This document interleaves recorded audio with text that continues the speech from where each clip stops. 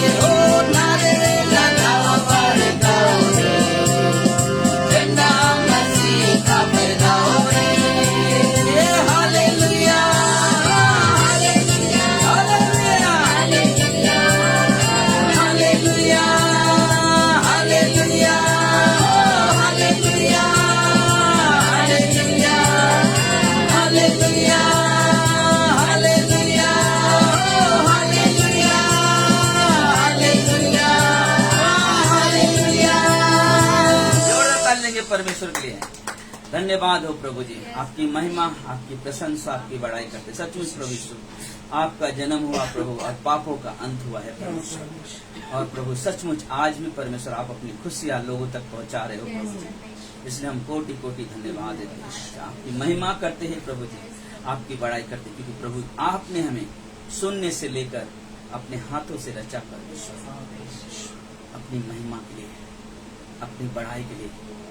इसलिए मेरे राजा, मेरे परमेश्वर, हम सब आपकी बड़ाई करते हैं, आपकी प्रशंसा, आपकी जय जयकार करते हैं, क्योंकि सब नामों में श्रेष्ठ नाम वो नाम है प्रभु यीशु मसीह। हम उस मसीहा की आराधना करते हैं, हम उस अपने प्रभु की प्रशंसा बड़ाई करते हैं। धन्यवाद देते हैं यीशु राजा, धन्यवाद। हालेलुया।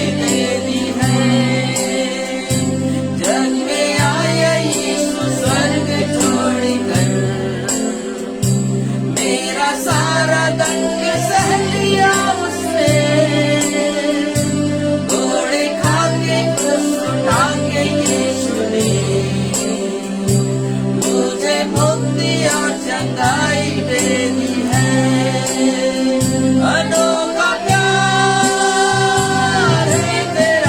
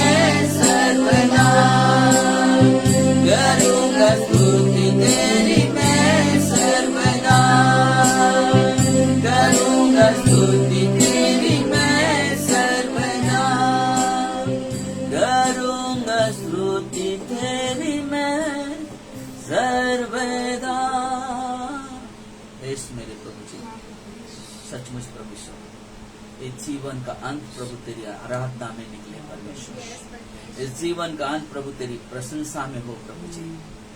धन्यवाद प्रभु जी, धन्यवाद आज के इस अद्भुत दिन के लिए प्रभु जी। परमेश्वर आपने वो दिन दिया कि आज के दिन प्रभु जी आपके बेटे बेटे इकट्ठा होकर प्रभु आपकी महिमा, आपकी प्रशंसा, आपकी बड़ाई करें। धन्यवाद प्रभु अद्भुत आराधना के लिए परमेश्वर। प्रभु जी से हम खास प्रार्थना करते हैं आज की सभा के लिए प्रभु जी। हम सभी से प्रभु आप बातें करना प्रभु जी, सुनने में सुनाने में मदद करना प्रभु जी, ताकि परमेश्वर जितने भी लोग ऑनलाइन हैं सभी लोग प्रभु जी आज के संदेश से परमेश्वर आशीष पाए प्रभु जी, और परमेश्वर उनका जीवन तेरी महिमा का कारण बने। यह हमारी विनंती, हमारी प्रार्थना है प्रभु यीशु के नाम से हम सब कहते हैं आमीन आमीन।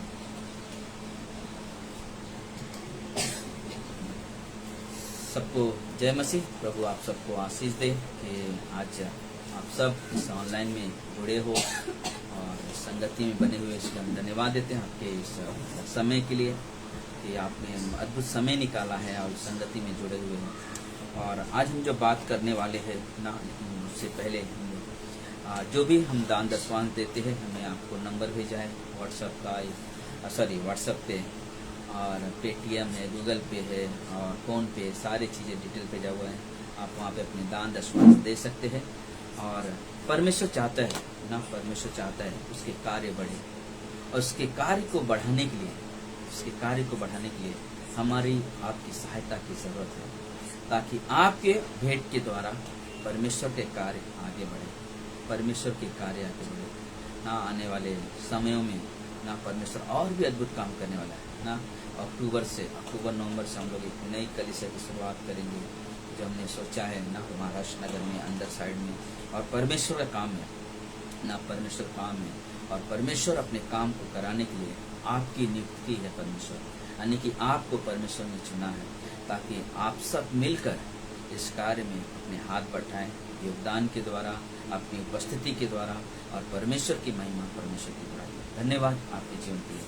आज हम लोग जो संदेश सुनने वाले हैं, उस संदेश का जो शीर्षक है ना कि परमेश्वर का भवन ना, जो शीर्षक है परमेश्वर का भवन।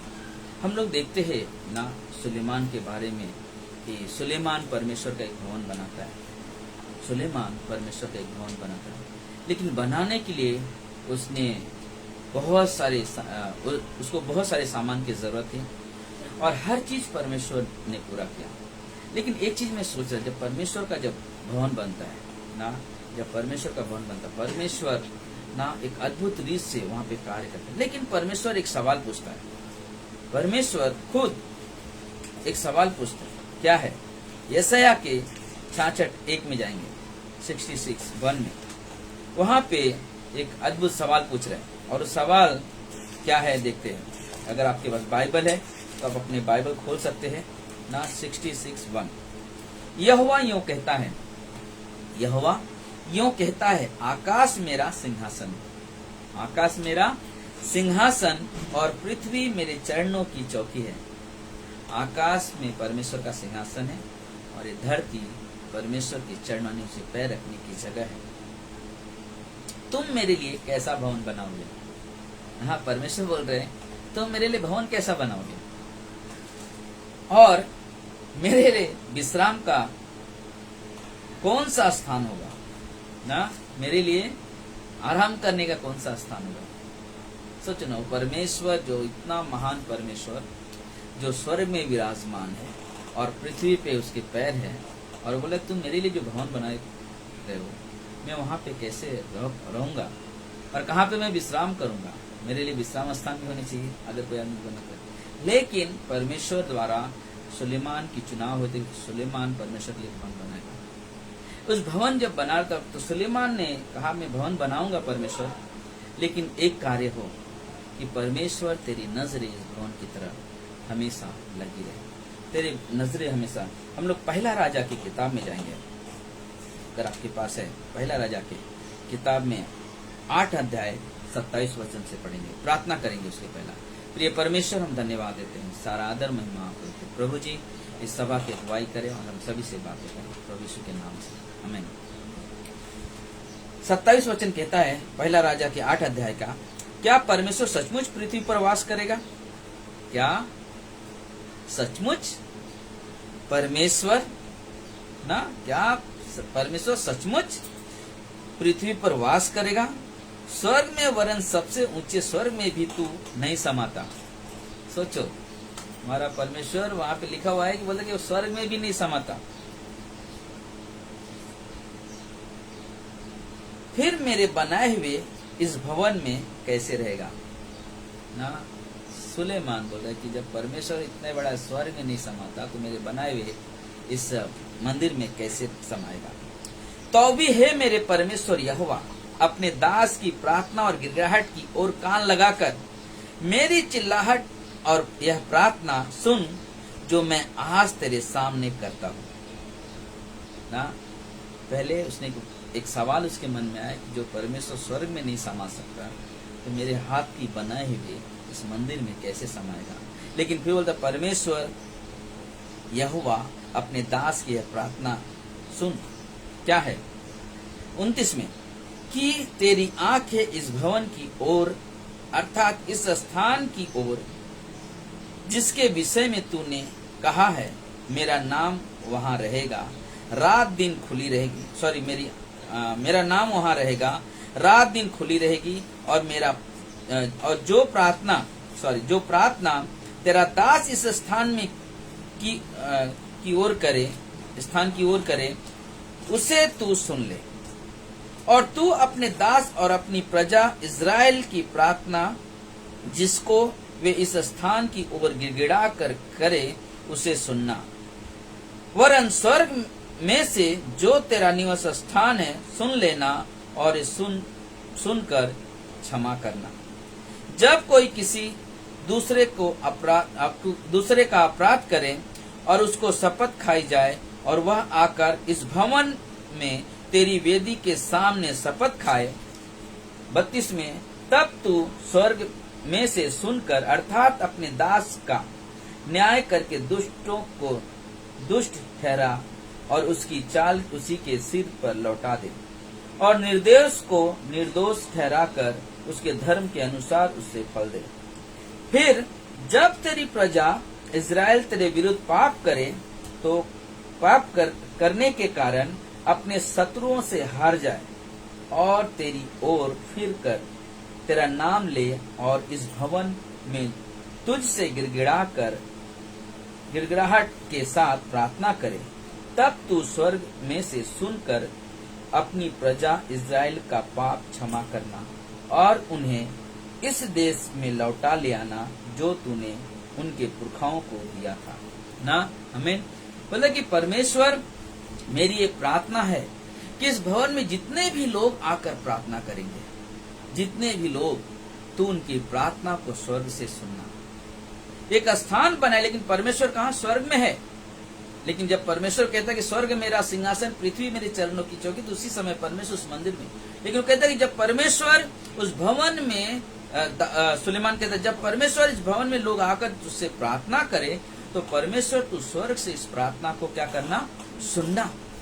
अगर कोई व्यक्ति आकर ना शपथ खाए तो परमेश्वर उसके अनुसार उसको भी बदला देना।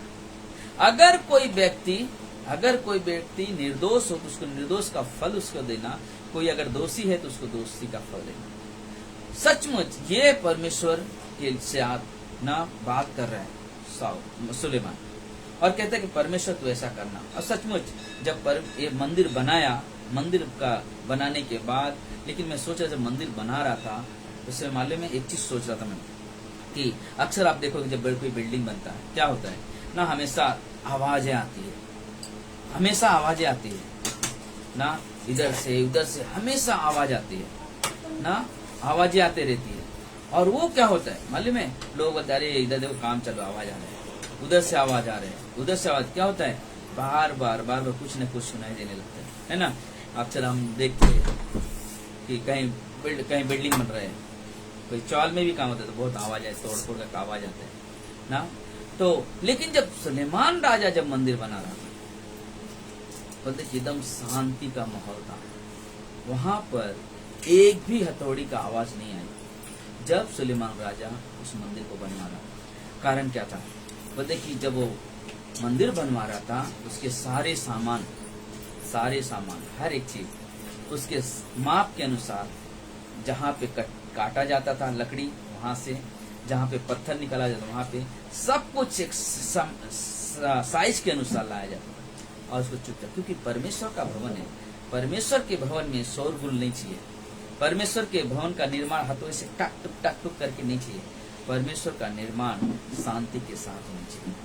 और वहां पे ना देखते कि जब सुलेमान उस मंदिर को बनाया ना, बोले कि कोई आवाजें नहीं थी, एकदम शांति का माहौल और भवन बना।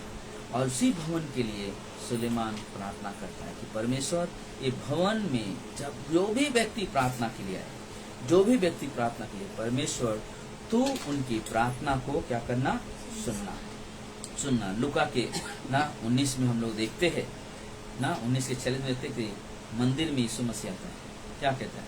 मेरा घर प्रार्थना का घर होगा, मेरा घर प्रार्थना का घर होगा।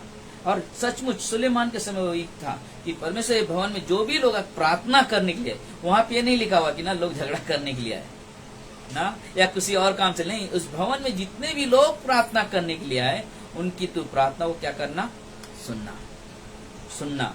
और परमेश्वर सुनता था। पहला राजा के 8:29 में कहता है, तेरी आंखें इस भवन की ओर, अर्थात इस स्थान की ओर जिसके विषय में तूने कहा है कि मेरा नाम वहां रहेगा, रात दिन खुली रहे, और जो प्रार्थना तेरा दास इस स्थान में की ओर करे उसे तू सुन लेना। दूसरा इतिहास के 7:15 में परमेश्वर का जवाब क्या था? अब से जो प्रार्थना इस स्थान में की जाएगी, दूसरा इतिहास के 7:15 में, अब से जो प्रार्थना इस स्थान में की जाएगी उस पर मेरी आंखें खुली और मेरा कान लगा रहेगा। सोचो, परमेश्वर बोल दिया, तूने कहा ठीक है, मेरी आंखें इस तरह से रहेगी, और परमेश्वर की आंखें खुली रहती है। कई सारे लोगों ने उस मंदिर में प्रार्थना किया, कई सारे लोग जाते हैं वहां पे मंदिर में मन्नत मांगते हैं। हम सोचते हैं ना, इस समय में हन्ना मंदिर में गई, परमेश्वर का भवन, परमेश्वर की उपस्थिति में हन्ना गई। पहला शमूएल की किताब में देखते, बांस थी वो, उसके बाद बच्चे नहीं थे और लोग उसके मजाक उड़ाते थे, लेकिन हन्ना परमेश्वर के भवन में गई। वहां का जो पुजारी था एली, वो देख के उसको अलग सा सोच रहा था, लेकिन हम देखते हैं जब हन्ना वहां पे जाती है, वो अपने दिल की बातें सारे परमेश्वर से खोल के कहती है, और उसके शब्द ऐसे होते थे कि वो कोई और सुन नहीं सकता। एली को भी सुनाई देता। एली बोला कि इसकी वोट हिले, लगता है ये नशे में है ना, नशे में। उसके अंदर एक नशा था, परमेश्वर की धुन थी उसके अंदर। उसके अंदर एक नशा था कि मैं परमेश्वर से मांगूंगी, परमेश्वर से विनती करूंगी कि परमेश्वर मेरी प्रार्थना को सुने, मेरी प्रार्थना को सुने।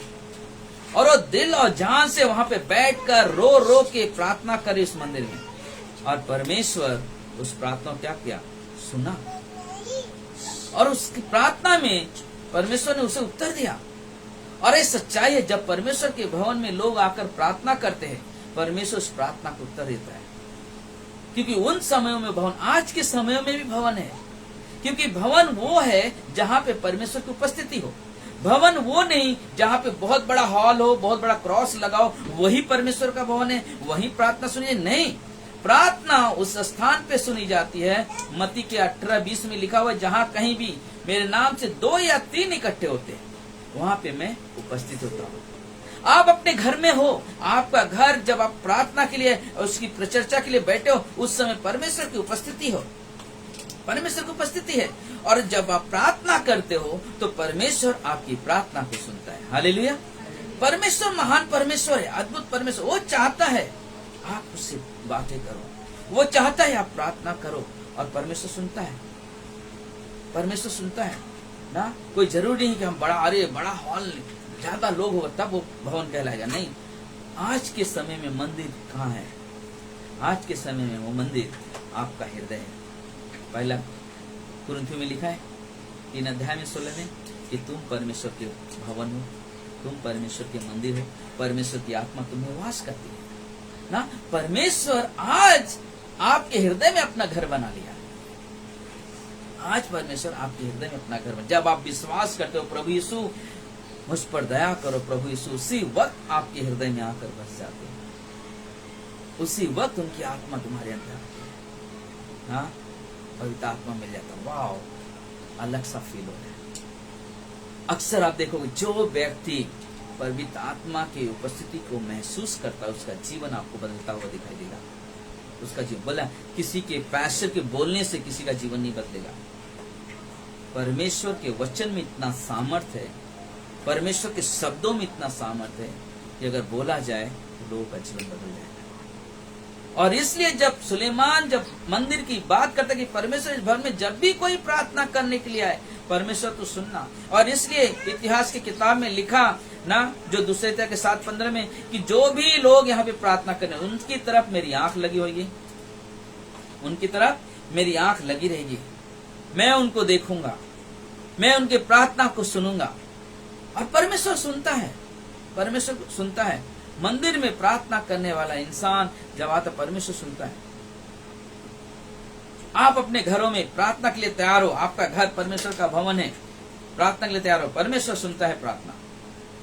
हमारा मन तैयार हो, परमेश्वर मुझे आपके जरूरत है। कोई भी परिस्थिति आ जाए, कोई भी परिस्थिति आ जाए, परमेश्वर से सामने जाओ अपनी परिस्थिति को लेकर, परमेश्वर उसका हल निकालेगा, परमेश्वर उसका हल निकालेगा। हमने कई ऐसे परिवारों को देखा है, कई ऐसे लोगों को देखा है ना, कई ऐसे लोगों को देखा है जिन्होंने परमेश्वर के पास आया, परमेश्वर उनकी प्रार्थना सुनी और उनके जीवन में चंगाई आई, उनके जीवन में चंगाई आई, उनके जीवन में, क्योंकि परमेश्वर काम करता है, परमेश्वर काम करता है। परमेश्वर जब काम करता है, मालूम है, लोग सोचने पड़ जाते, ये आदमी ऐसा कैसा हो गया, ये औरत ऐसे कैसे हो गई, ये लड़की ऐसी क्यों बात कर रही है, ये लड़का ऐसा क्यों बात कर रहा है। क्योंकि परमेश्वर जब काम करता है ना, हम सोच नहीं सकते वैसा परमेश्वर काम करता है, जो हमारे सोच से बहुत अलग होता है, हमारे सोच से बहुत अलग होता है। और हम देख के ताज वही क्या हो रहा है। परमेश्वर की उपस्थिति में आप जब चलोगे ना, जब परमेश्वर की उपस्थिति में आप चलोगे, आपके जीवन में अधिक काम होता है। मुझे याद है ना, मुझे याद है, अगर क्योंकि वो व्यक्ति साथ में ऑनलाइन में है इसलिए मुझे याद है, अमित ना, एक समय था जो बोलते कि पास्टर जब मैंने जीवन बदला में, जो मैं वो कंडक्टर है तो बोलते कि मैं गाड़ी में तो हमेशा मेरे मुख से अशब्द वर्ड निकला करते थे, लेकिन जब मैं जाने लगा सब बोला, अरे तू तो मसीह बन गया, तू तो यीशु बन गया।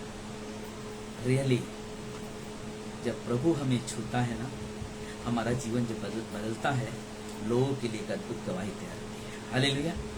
आपका जीवन व्यर्थ नहीं है, आपके जीवन से लोग प्रभु यीशु को देखते हैं, आपके बातचीत से, आपके स्वभाव से, आपके चलने से, आपके बोलने से।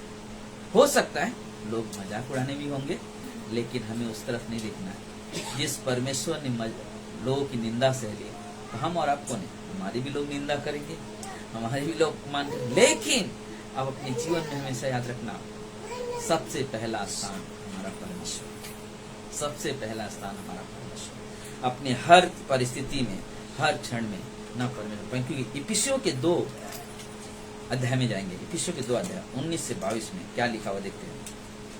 क्यों मैं कहता हूँ ये सारी चीजें, क्यों मैं बात कर रहा हूँ कि अपना हमारे ध्यान, हमारे मन परमेश्वर के ओर लगे होना चाहिए, परमेश्वर की भवन की ओर होना चाहिए। कारण क्या है? 2:19 वचन 19 से 22 क्या लिखा है? इसलिए तुम अब विदेशी और मुसाफिर नहीं रहे, परंतु पवित्र लोगों के संगी, स्वदेशी और परमेश्वर के घराने के हो गए हो। अब तुम कौन है? विश्वास करने के बाद क्या लिखा? वापस बोलता हूं, इसलिए तुम अब विदेशी और मुसाफिर नहीं रहे, परंतु पवित्र लोगों के संगी, स्वदेशी और परमेश्वर के घराने के हो गए हो, और प्रेरित और भविष्यवक्ताओं की नींव पर, जिसके कोने का पत्थर यीशु मसीह स्वयं ही है, बनाए गए हो ना। बोलते कि आप जो यहाँ पे हो, आप जो बनाए गए हो, आज जो आप मसीह कहलाए, तो बोलते आपके जीवन में जो शब्द रखा गया, आपके अंदर जो बात रखी गई, वो क्या है मालूम है क्या है? वो आपके अंदर जो रखी गई, परमेश्वर खुद यीशु मसीह हमारे जीवन में न्यू बना। आज हमारे जीवन में क्यों परमेश्वर की प्रशंसा होती है? क्योंकि हमारे जीवन का मुखिया कौन है? यीशु मसीह। घर बनाते हैं, नींव डालते हैं, नींव में क्या होता है? पहला नींव डालते, पत्थर डालते, उसके ऊपर फिर दीवार खड़ा होती है। बोलते उस जो नींव है हमारे और आपके जीवन में, वो नींव कौन है? हमारा यीशु मसीह, हमारा यीशु मसीह। आगे क्या कहते हैं? जिसमें सारी रचनाएं एक साथ मिलकर प्रभु में एक पवित्र मंदिर बन जाती है। जिसमें कहते सारी रचना क्या होता है? एक साथ मिलकर क्या हो जाए? परमेश्वर की मंदिर बन जाती है। मैं सोचता हूँ, कभी कभी लोग सोचते हैं जब हम घर में प्रार्थना करते हैं तो हमें चर्च आने की क्या जरूरत है? चर्च हम रविवार के दिन क्यों जाते हैं? कारण क्या है? हम अपने घर में भी बाइबल पढ़ सकते हैं, हम अपने घर में भी प्रार्थना कर सकते हैं, लेकिन चर्च जाना क्यों जरूरी है? कारण हम सब परमेश्वर की प्रजा है, हम सब परमेश्वर के देह के अंग है। रविवार के दिन जब हम कलीसिया में आते हैं तो बोलते कि यीशु मसीह हमारा सिर है और हम उसके देह हैं।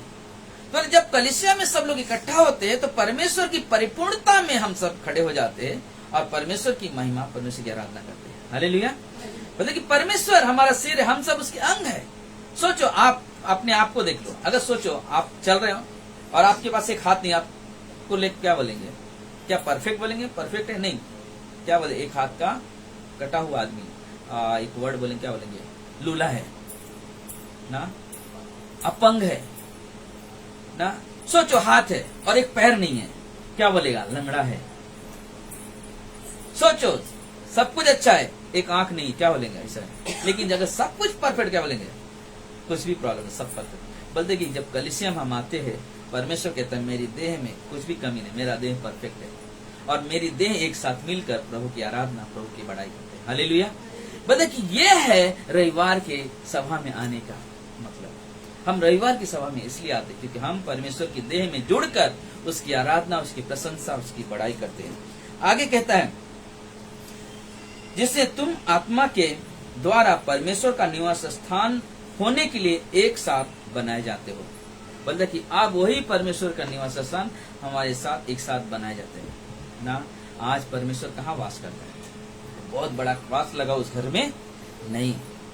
जहां पे उसके नाम से, जहां पे प्रभु यीशु के नाम से 2 या 3, मत्ती के 18-20, जहां कहीं भी ना, चाहे आप घर में हो, चाहे रोड पे हो, चाहे किसी जंगल में जाके बैठे हो, किसी नदी के किनारे बैठे हो, या किसी महल में जाके बैठे हो, कहीं पे भी उसके नाम से 2 या 3 है, वहां पे परमेश्वर की उपस्थिति है। और जब परमेश्वर की उपस्थिति है तो परमेश्वर की उपस्थिति में जब एक व्यक्ति प्रार्थना करता है, उसकी प्रार्थना कभी अनसुनी नहीं होती, उसकी प्रार्थना कभी अनसुनी नहीं होती है, हमेशा उसकी प्रार्थना सुनी जाती है। और यह हमारे लिए बहुत अद्भुत है, यह हमारे लिए बहुत अद्भुत कि परमेश्वर हमारी प्रार्थना सुनने के लिए तैयार है। परमेश्वर हमारे ऊपर अपनी दया करने के लिए। परमेश्वर ने कहा ना, जो मंदिर तूने सुलेमान बनाया उस पे मेरी आंखें लगी हुई रहेगी। इस घर में जितने भी प्रार्थना होंगे उस प्रार्थना को मैं सुनूंगा। सोचो, परमेश्वर ने वादा कर दिया, अब हमें क्या टेंशन लेने की जरूरत है? अब हमें सोचने की क्या जरूरत है? हम बस परिपूर्णता में परमेश्वर के सामने खड़े हो जाए कि परमेश्वर, हम तेरे देह के एक अंग है और प्रभु ईश्वर, हम आपसे विनती करते हैं, जो भी आपकी प्रार्थना उस परमेश्वर के पास रखो और परमेश्वर आपकी प्रार्थना सुनते हैं। आप लोग प्रार्थना कर रहे थे अमरीश के ऑपरेशन के लिए, परमेश्वर ने सुना वो प्रार्थना। अमरीश का ऑपरेशन अच्छे से हो गया, धन्यवाद हो परमेश्वर का। परमेश्वर, सोचो ना, ऑपरेशन के लिए पहले उस दिल्ली चले गए थे, तो वहाँ पे नहीं हुआ, वहाँ से रिटर्न यहाँ पे हुआ, सब अच्छे से हो गया। परमेश्वर उपाय करता, क्योंकि दिल्ली में गए तो डॉक्टर बोला यहाँ से यहाँ तक फाड़ना पड़ेगा, सीने से लेकर पेट तक पूरा फाड़ना पड़ेगा, तब ऑपरेशन होगा। लेकिन जब यहाँ पर आए ना, इसी कहते परमेश्वर का अद्भुत चमत्कार, तो यहाँ पर लेजर से हो गया और सब कुछ अच्छा है। परमेश्वर सुनता है प्रार्थना, परमेश्वर आपके आंसुओं को व्यर्थ नहीं जाने देता है, परमेश्वर आपकी प्रार्थना को सुनता है। इसलिए हमारी और आपकी जरूरत है, हमारी आपकी आवश्यकता है कि हम परमेश्वर के साथ बने रहें, हम परमेश्वर के साथ जुड़े रहें, चाहे जहाँ भी हो परमेश्वर की महिमा करें। आप परमेश्वर से दूर कहीं नहीं जा सकते। आप जहाँ भी जाओगे, बाइबल में लिखा है भजन संहिता 139 में, 149 में, 39 में, जहाँ भी जाओ परमेश्वर की उपस्थिति है वहाँ पे। चाहे जहाँ भी चले जाओ परमेश्वर की उपस्थिति है। आप परमेश्वर की उपस्थिति से आप दूर नहीं हो सकते। आपको लगेगा मेरे कमरे में सब लाइट बंद कर दो, अंधेरा कर दो, कड़ी लगा दो, सब खिड़की विंडो सब बंद कर दो, यहाँ कोई नहीं आ सकता। लेकिन मैं बताऊँ शायद नहीं, सच्चाई कोई रोशनी प्रवेश नहीं करेगी, कोई शायद एक मूंगी भी प्रवेश नहीं करेगी, लेकिन परमेश्वर की उपस्थिति वहां पे दिखाई देगी। क्योंकि आप परमेश्वर के से छुप नहीं सकते हो। इंसान से छुप सकते हो लेकिन परमेश्वर से नहीं छुप सकते। परमेश्वर हमेशा अपनी नजर आपकी तरफ बनाए हमेशा बने। क्योंकि भजन संहिता 17:8 में, मेरे रूम में लगा भजन संहिता 17:8 में, हे परमेश्वर मुझे अपनी आंख की पुतली के समान मुझे सुरक्षित रखा। परमेश्वर आपको सुरक्षित है, परमेश्वर आपको सुरक्षा देता है, परमेश्वर आपको संभालता है। इसलिए कहाँ है परमेश्वर का भवन, कहाँ है परमेश्वर विराजमान? जहाँ पे उसके लोग उपस्थित है वहाँ पे परमेश्वर का भवन है। जहाँ पे उसके लोग उसे पुकारते वहाँ पे उसकी उपस्थिति है, वहाँ पे उसका भवन है। और इसलिए हमें और आपको आज के दिन की यही है कि हम परमेश्वर की उपस्थिति में हमेशा रहें, हमेशा परमेश्वर की भवन की धुन में रहें। बोलते कि रविवार हो, आप ये मसा रविवार, अरे क्या आज आराम करें? नहीं, हमारे अंदर जोश उत्साह होना चाहिए। मुझे सभा में जाना है, मुझे संगति में जाना है, मुझे आराधना में जाना है। शादीशुदा हो, चलो जल्दी तैयारी करो, मुझे जाना है। कुंवारे हो, अरे मम्मी मैं जा रही हूँ सभा में जाना जरूरी है ना। इस रविवार से हम लोग सभा चालू हो जाएगा। इस रविवार से हमें परमेश्वर की महिमा करना है, हमें परमेश्वर की बड़ाई करना है। सोचो मत, डरो मत, अपनी परिस्थितियों को देखकर घबराओ मत। परमेश्वर आपके साथ है, परमेश्वर आपसे प्रेम करता है। वो कैसे आपको बुरी परिस्थिति में छोड़ेगा? कभी नहीं छोड़ेगा। परमेश्वर आपके साथ है, परमेश्वर की नजरें आपकी तरफ है। परमेश्वर ने कहा ना इब्रानी के 13:5 में, मैं तुझे कभी नहीं छोड़ूंगा, मैं तुझे कभी नहीं त्यागूंगा। कहा है ना परमेश्वर। यशायाह के 41:10 में भी कहा, मत डर, मैं तेरे साथ हूँ, इधर उधर मत ताक, मैं तेरा सहायक हूँ। जब परमेश्वर इतना बड़ा वादा कर दिया हमसे, हम क्यों चिंता करें? हमारा ध्यान उस भवन की तरफ है, उस भवन की तरफ रहे और उस भवन की तरफ रहेगा। क्योंकि परमेश्वर उस भवन में विराजमान होता है। चाहे आप जहाँ भी हो, परमेश्वर की महिमा, परमेश्वर की बड़ाई अपने जीवन से हमेशा करते रहो। आमीन। आइए हम लोग प्रार्थना करें। प्रिय परमेश्वर, प्रभु यीशु, हम धन्यवाद देते हैं। सारा आदर, सारा महिमा, सारा गौरव आपको देते हैं। मेरे महान परमेश्वर, हम आपको कोटि कोटि धन्यवाद देते हैं। राजा, कोटि कोटि धन्यवाद देते हैं। परमेश्वर, आपकी उपस्थिति है यहाँ पे प्रभु जी, और हम सब आपकी उपस्थिति में आपकी आराधना, आपकी प्रशंसा, आपकी बड़ाई की प्रभु जी। और परमेश्वर, आपने हमसे बातें किया परमेश्वर अपने वचनों के द्वारा। और परमेश्वर, हम धन्यवाद देते हैं राजा, हमें एहसास दिलाया, हमें बताया परमेश्वर कि आप उपस्थित रहते हो जहां भी आपके नाम लिए जाते हैं। वो घर में रहते हो जहां पे आपके नाम लिए जाते हैं। उस स्थान में रहते, उस रास्ते में जब व्यक्ति चलता है आपके नाम से, प्रभु आप वहां पे उसके साथ रहते हैं। इसके लिए प्रभु जी हम आपको धन्यवाद देते हैं, आपकी महिमा करते हैं राजा, आपकी बड़ाई करते हैं प्रभु जी। आपके जैसा कोई नहीं प्रभु जी। आपने मनुष्य को अपने हाथों से रचा परमेश्वर, अपने स्वरूप में रचा परमेश्वर, और अपनी महिमा का पात्र बनाया परमेश्वर। इसलिए हम धन्यवाद देते हैं प्रभु जी। इस समय जितने भी लोग ऑनलाइन देख रहे प्रभु जी, हमारी प्रार्थना है परमेश्वर ने अपने पंखों की आड़ में रखना प्रभु जी। उनके बीवी बच्चों को परमेश्वर, उनके माँ बाप को परमेश्वर, उन्हें परमेश्वर संभालना परमेश्वर, उनके रोजी रोजगार में आशीष और बरकत देना प्रभु जी। उनके काम धंधों में बरकत हो परमेश्वर, उनके बिजनेस में बरकत हो परमेश्वर। और परमेश्वर, आप उन्हें अपने वचनों से हमेशा बात करना परमेश्वर, क्योंकि प्रभु आपके बगैर हम कुछ नहीं है परमेश्वर, आपके बगैर हम कुछ नहीं परमेश्वर। हमें आपकी जरूरत थी, आपकी जरूरत है और आपकी जरूरत रहेगी।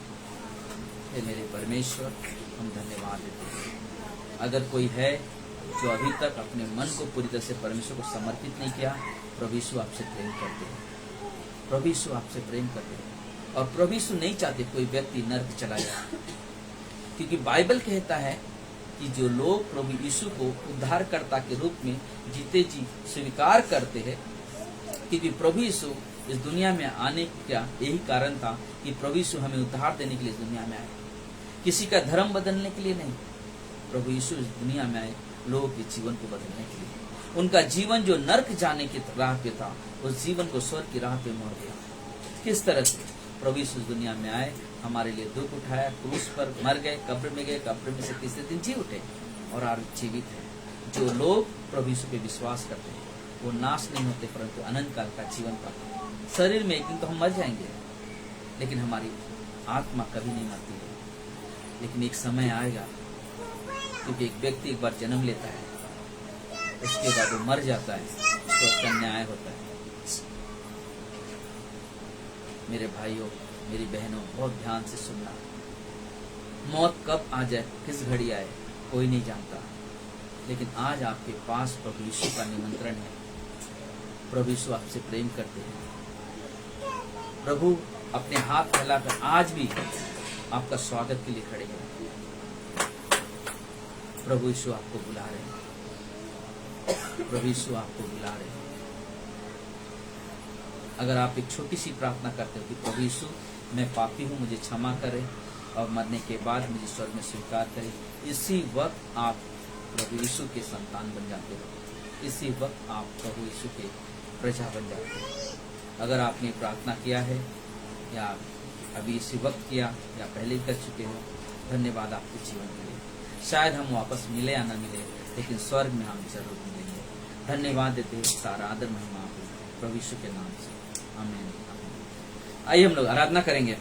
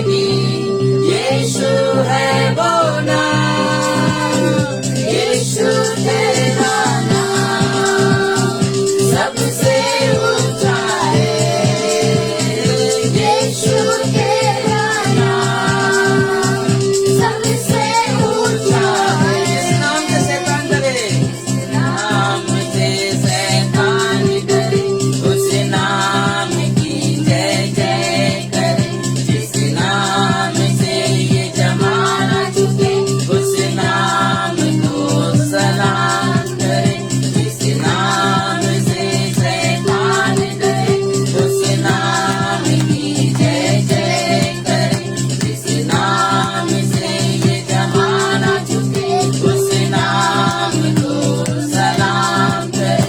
जिस नाम में है जिंदगी, यीशु है वो नाम, जिस नाम में है बंदगी, यीशु है वो नाम, यीशु तेरा नाम सबसे ऊंचा है, ओ यीशु तेरा नाम सबसे ऊंचा है, ओ यीशु तेरा नाम सबसे ऊंचा है, ओ यीशु तेरा नाम सबसे ऊंचा है। वाह, धन्यवाद आप सभी के लिए। प्रभु आप सबको आशीष दे। धन्यवाद देते हैं परमेश्वर, सारा आदर महिमा आपको देते हैं इस अद्भुत समय के लिए। धन्यवाद प्रभु, आपकी महिमा, आपकी प्रशंसा, आपकी बड़ाई करते हैं। प्रभु यीशु के नाम सब कहते हैं आमीन आमीन। God bless you. परमेश्वर आपको आशीष दे।